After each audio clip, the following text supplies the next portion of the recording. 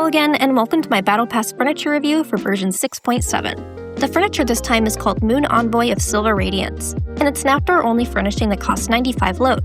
Thankfully, 95 load is super reasonable, especially when you consider how large it is. For comparison, here it is next to some other statues. As you can see, it's very efficient. Although, unlike some of the other statues here, it's completely static with no lights, effects, or sounds, which is to be expected for this load cost. It's easily the biggest statue we have now. These are the only other two that come close, and it's still much bigger than them. Now, let's take a closer look at it in-game. As the name implies, the statue is meant to depict a moon envoy. It's a figure carved out of stone with bronze accents, robed in some kind of ceremonial garb, and it's holding a crescent moon in the palms of its hands. It reminds me a lot of those similar-looking statues you can find in Enconomia. Overall, I think it's really pretty and can easily help set the mood of your teapot. I also love the fact that this furniture is 100% climbable. In fact, it even seems that they went out of their way to make it climbing friendly, since there's an invisible flooring between the arms here, meaning you can't fall through the gap. I went ahead and clipped a seat onto the crescent moon so we could sit on it, and I think the effect is lovely. It reminds me of sitting on the giant Venti statue in Mondstadt. The color of the stone and bronze also seems to fit in well with many teapot assets we already have, which is something I appreciate. I could totally see how you might transform the Fontaine Mansion into some kind of moon palace for Zabai to live in, for example. And while this is planning way off into the future, I can imagine these statues working nicely with Kymria furnishings.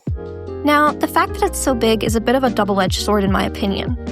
On one hand, it's great that it makes such a big impact for so little load. It can easily be a statement piece, or just in general take up a lot of space in a beautiful way. On the other hand, as many of you already know, the teapot is heavily constricted by load limitations. This forces teapotters to usually shrink their building areas down as much as possible so they can pack detail into one spot. As a consequence, this can sometimes make it difficult to build with larger scale items, especially if they're meant to be more decorative pieces.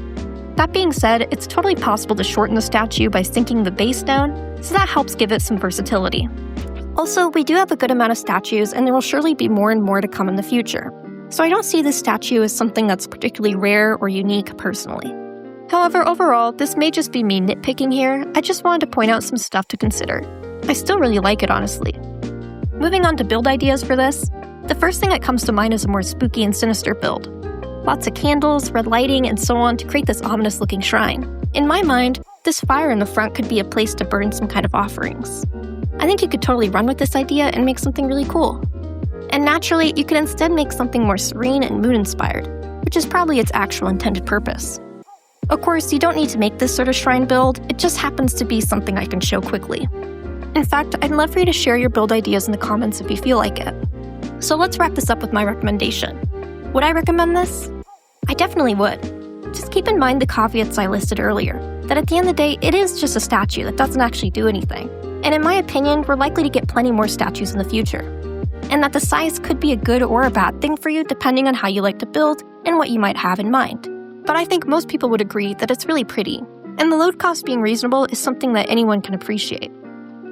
As always, that's just my opinion, so please let me know what you think in the comments. Thank you so much for watching.